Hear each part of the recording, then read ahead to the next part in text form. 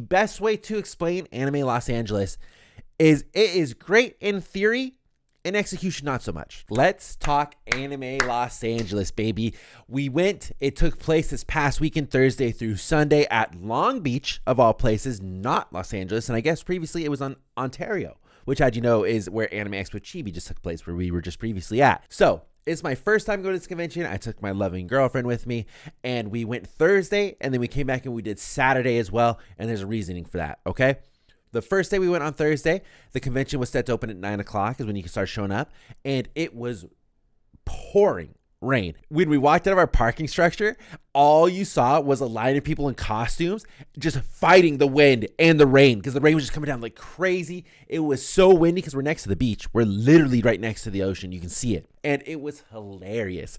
And luckily they were letting people in like as quickly as possible. They were not messing around because it was really messed up. By the time we got in, we were soaked. But we ended up joining that line too, and it was just brutal standing there waiting for everybody to go through like the security check and their props checked in. Then they finally let you in the convention after you've been getting hit by the rain over and over again. And I gotta say, it's my first time I've been to the Pike, which, if you guys are not California natives, is the outdoor mall that is right next to the convention center. I've never been to Long Beach Convention Center proper. I gotta say, Long Beach Convention Center, great property, 10 out of 10. The food choices, amazing. And part of that is because they're literally right next to that outdoor mall that I mentioned. You have like your Chili's, you got like your Outback Steakhouse, you got like all your regular garbage restaurants and more right in that area. So it's like you would have no problem finding foods, and you can walk around. It's a super nice area and feel like you're not going to get stabbed like Los Angeles. So it's a 10 out of 10 for me. So once we got into the convention center on Thursday, they basically sort you into line to go pick up your badges. And this is when the fun part happened, okay? I did not tell my girlfriend I bought us both the 4-day badges. And on there, they let you choose what name you want to be displayed on the badge. So for mine, I put in Weebs Guild. Straightforward, easy to go. What funny name am I going to put for my girlfriend? The world is my oyster at this point. If you guys don't know, my girlfriend, she is 5'1", I am 6'6". So I went ahead and I wrote, her name. And then what name do I want to be on her badge? Mini-Me. I'm going to put Mini-Me and we'll see what happens. So I went and got my badge, and they had my full first last name. They were just like, I guess fuck Weebs Guild, not allowed, whatever. And then my girlfriend got my badge. I was like, oh, maybe they're not doing it. I don't know. Maybe they like nixed it. Hers straight up said Mini-Me. I was just like, nice. And she had no idea that I was going to be on it. So she walked around the whole convention with her badge saying Mini-Me on it, which was just ace. Absolutely. The convention is off to a banger so far. So we immediately start walking around to try and figure out what's the deal, what's going to happen. We enter the big kind of main hall area. They start letting us disperse into there. And this is when we find out that they are not letting people into the exhibit hall yet. The exhibit hall is not open. We're there it's probably like 9:30, maybe at this point, and nobody's allowed in the exhibit hall. So it's like, okay, maybe there's panels going on, maybe there's outside stuff, but it's raining. So nobody can go check out anything that would have been going on the outside. So now we're all stuck inside of this convention center. It's slowly starting to fill up. It's actually not as busy as I thought it was going to be. I was expecting some crazy crowds, specifically based off of Anime Expo Chibi, which I feel like was still pretty packed for what it was. So we're just exploring. We go upstairs at one point. We're checking out all the extra rooms they have up there. At that point, we get yelled at, said that we're not supposed to be up there. What are we doing? So we go back downstairs. We're like looking around. They got a nice little Starbucks, little cafe in there. And this is when the news hits, where the exhibit hall is not opening until 11 o'clock on the first day. So we are now stuck there for a couple of hours, which is great. It's raining outside. We can't really go anywhere. So we find a nice little spot on the ground and we just hang out for a couple of hours, which was not the end of the world. It was quite boring. I didn't want to take a nap. I was up really early to get there. But hey, no biggie. And I have no complaints about the parking situation we had either. The parking was easy. They had plenty of parking, which, pro tip, by the way, we found out on the second day, park at the Hyatt. There is a hotel attached to the Long Beach Convention Center. They let you park in their parking center. It is obviously more expensive. We found one on the first day that was about $15-20. Then the Hyatt is $33 if you're there for more than 4 hours. But it is directly underneath the convention center. You cannot get better parking than that. So I highly recommend that. Once it got close to opening time for the exhibit hall, you could start seeing the insane amount of people that were all just waiting to get into this exhibit hall. They basically had us all packing like sardines waiting. And it hit 11 o'clock on the dot. Nobody moved. They were not letting us in. And everybody's like, what the fuck? What's happening? What's going on? 11 o'clock, 11:02, 11:03, 11:04. They're still not letting us in. And everybody's getting so restless like, I'm about to watch Stampede. I'm about to watch Stampede. Finally, whoever gives the green light gives the go. They let us go in. They sort us all in, and we're entered into the exhibit hall. And this is where the first thing I notice, okay? Day one, Thursday. This is my pro tip if anybody's going to try to go next year, or if you guys notice something similar. Day one was dead, dude. You could walk all of the aisles, not feel crowded at all. Not feel crowded at all. It was fantastic. Obviously not good for business for Anime Los Angeles, but I have never had a better convention hall experience than what I did on day one. I just like perused. I went up all the aisles. I never got bumped into anybody. No one ever stopped in the middle of the aisle. There was plenty of space to maneuver. That being said, there were some exhibitors that did not have their booth set up on day one, which would make sense to me. If I was an exhibitor and it's like, hey, day one, they're probably not gonna have that much attendance, but Friday and Saturday are obviously the big banger days, so I'm for sure gonna be set up for then. Thursday, Sunday, who gives? You know, who cares? If you compare the footage we got on Thursday of the exhibit hall compared to our Saturday footage, you can clearly see the difference in people that are there. It is insane. On Saturday, they had all of the exhibitors there. Everybody was happy to be there, selling their thing. It was so busy. It took us so much longer to get through all the exhibit hall. But then, this is when the cracks start to show a little bit, okay? So the way that Anime Los Angeles does their app and their map and their information is all through an app, as I already said. And it's called Guidebook. So it's not their app, but you can like upload your guide to this app, and then so everybody just downloads that, and you got multiple guides on this thing. That app is such a piece of garbage. Such a piece of garbage. And it was just like the map on the app in Dora the Explorer was also garbage. I could not find my way around this Los Angeles Long Beach Convention Center, okay? I was trying to find on the first day where the fuck the food trucks were. I could not find those things. We had to go to two opposite sides because there were two spots they could possibly be. We went to one side, no. Went to the other side, no. Asked somebody, they're like, oh, we don't really know. And it's like, what do you mean you don't know? They're in the middle of updating it. We really don't have any information for you this time. We think it's going to be the loading docks. And it's like, okay. So then we just fucked off. We just went somewhere else. We went to Chili's. All right. You know what? No shame. Chili's is bomb for how cheap you get all that food. Ain't nothing wrong with that. So we went over to Chili's. Then we came back and we walked a bit more of the floor again. We went up and down the artist alley, which the artist alley, if you did not go to the convention, is in the middle of the exhibit hall. It is with the regular like exhibitors and stuff like that, which I thought was great. I thought it was really good. The way they had everything set up was infinitely, bajillionly better than the way Anime Expo does it. That is so much better. Obviously, the proportion of people coming is way different compared to Anime Expo, but I think the exhibit hall setup, 10 out of 10. Really, really good. I did not have a problem with any of that. It was very easy to find whoever you were looking for. They had everything. Here's my one complaint, actually. Now that I think about it, but I get why this was done. So I'm going to complain, but I know why they did it. The artist alley, the rows were set up not lined up with the other exhibitors. So if you're trying to go, long ways and go through the things, it doesn't line up. You can't do it. You have to like kind of do two artist alley, then go one regular exhibit.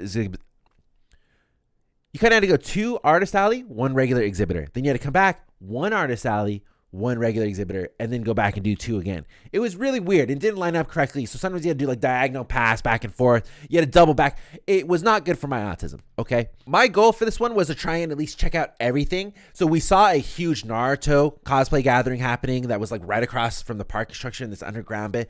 That was really cool. No complaints. They had a lot of cosplay gatherings for such I don't know if I consider it small. It's like a medium-sized convention. But there was like cosplay gatherings of every fandom you could ever think of. They had them all there. The panels seemed to be super hit or miss. The one I was really interested in seeing that I didn't get to check out was kind of the behind the scenes of running an anime convention. I really want to check those out, but it just never lined up with the time that I was there. I was available to hit those things. But we did end up going to see a panel that actually had actual Japanese animators coming to, which was a panel about working on One Piece Film Red. Which, if you watched our Anime Expo video, you would know the One Piece Film Red panel that we went to last year at Anime Expo was not our favorite. So we're doubling down on this one. And here is where I would say the best way to explain Anime Los Angeles is it is great in theory, in execution not so much. So we went to this panel. It's got two esteemed Japanese animators on it. And we show up and there's no line. There's no line for this thing. You just walk on in, just do whatever. And at first I'm like, are we supposed to do that? Like you just walk in? Yeah, I just sat front row. Fuck it. I'll just sit right there. And then they had this really nice guy. And he was like, oh, I'll just buy some time while we're waiting to set everything up because they're doing like audio checks and like getting the Japanese people in, whatever. And he starts doing One Piece trivia, which is cool. Don't have a problem with it all. Like, start doing it, whatever. I'm just on my phone. I'm uploading like TikToks or whatever. So he starts going, and I'm like, all right, cool. And then this guy in the suit comes around where there's always one of them at every convention, and you can spot him. This guy comes around, he's wearing a full suit, and he's working for the convention. He takes his job way too seriously. This guy was having just a good time, One Piece trivia, just general One Piece. He comes over, why don't you do One Piece film red trivia, since that's what they're here for? The guy doing the trivia has not seen the film. He hasn't seen it. He's obviously watched One Piece, very knowledgeable in that. He's probably read it as well, but he hasn't seen the film. So now he's like on his phone, like trying to find trivia. And eventually he's like, okay, who wants to tell me a unique fact about the movie? And I'll give you points, which I guess I didn't know this until the very end. And I actually didn't end up going to check it out. They were giving like little prize vouchers where they had like a lottery system upstairs where you can go and change those points into prizes, which is cool. They had all kinds of little unique stuff like that. We'll get back to that. Once it was finally time to go on this panel, they had one of those old school, like school projectors where, you can put down your little piece of paper right in front of it and it projects it on the screen so everybody else can see. So they were going to draw Uda and talk about the film. The problem is they had these two hosts, okay? And one of them was a translator / host, which I personally don't like. I don't like when the translator tries to be part of the content because then it gets weird. Right? Because then she's trying to input her own stuff into this conversation, but then she's also translating it into there, putting her own stuff into the translation, and it just ends up being really weird, right? So we had this whole situation going on. There was another guy, he was dressed as Avatar, and he just seemed like he didn't know what he was doing there. He was just like, oh, like we got these animators here, this is going to be really great. And then he was asking a question. He's like, and what about, is her name Uda? And I'm like, oh, what is he? Like, we didn't even get an introduction on these people. Like, why do we care who these two hosts are? Like, what do we care? Just honestly have the Japanese people speak about working on the film. You translate it, I'll enjoy the panel infinitely more. And then another thing, they had the big projector screen, like all conventions have it so you can see it if you're further in the back, things like that. But they're drawing, right? There's only one screen. It's on the farther side of the hall from us. So we have to like front row, lean back, like try to see what's happening here. And so we're listening. I'm trying to do my best, listen to this panel, whatever. And this is when I start hearing blasting music coming through. And I'm like, what is happening? And it's just like, boom, boom, boom. Just like a concert is happening right outside. And I'm like, oh, they're kind of playing jams. And I'm like looking around, like, is anybody else hearing this thing? Come to find out, okay? Come to find out. This is where I tell you the execution was not thought through. They had the big hall we were having our panel in. The hall behind us. So if I'm sitting here, I'm in the front row. Behind this wall right here, they have a full-on ass concert happening with a band playing and people like celebrating and like having a great time. And you can just hear it coming through the walls. You can hear it so clearly that sometimes when they're talking, I can't hear what they're saying. The people in front of me, I can't hear what they're saying. No idea. But I could hear the banging music coming from the back. That was like at a certain point, it just became so like almost annoying to even listen to because like I'm trying to listen to them, but then I'm getting music blasted and I'm hearing like people cheer and have a great time. I'm like, I can't even pay attention. I don't know what's happening here. I have no idea.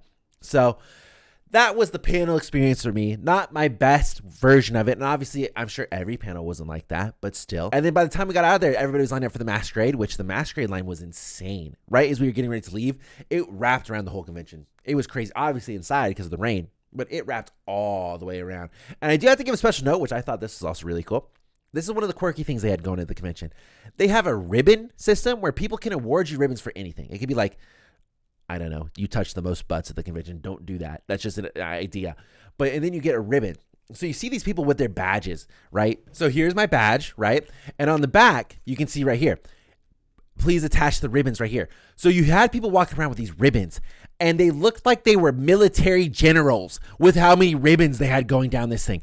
And it was like, it could be for anything. And they had a little ribbon station where it's like, you can win some at random. You could learn how to achieve more. You could buy some. They had a custom ribbon station where you can make your own custom ones. It was crazy. It was crazy. I thought that was really cool though. I thought that was a great idea, great experience, and it's very unique. I've not seen that before at any of the conventions I've gone to, and I think that's fun. That's a fun, like, fan thing to get to. There are a lot of people where it's like, do my music trivia and win a ribbon. It created good experiences for fans. So all in all, what did I think? I think it was all really good. There were Clearly, I'm going to call them growing pains switching from Ontario to Long Beach. The communication was not there. Some people were taking their job way too seriously. But all in all, I thought it was a decent convention. If you want to check out a convention that is going to have a lot of good, I don't know, fan interactions, but not exactly all of the huge announcements you expect from Anime Expo or like New York Comic Con or anything like that, this would be a good starting point for you. It's hard to compare this convention to Anime Expo, right? Because that is like the heavy hitter. That is the Comic Con San Diego. That is where all the crazy stuff happens. And this is like, it's like your local anime convention where it's like you're there to have fun. You're there to meet people. You're there to see these little panels. A lot of them are fan-hosted panels. You're there for cosplay meetups. You got to go in with the correct expectations, and I think they did actually a pretty decent job for what it was. Now I'm going to turn to you guys. Did you guys go to Anime Los Angeles? Is this something that would seem interesting at all to you? Let me know what you think, or are you just a pure heavy hitter home run convention sort of guy? I got to say, I love hating on stuff, but I thought as far as conventions go, they did a pretty good job. Let me know, and of course, leave a like and subscribe. I will see you guys next time. Thank you guys so much for watching.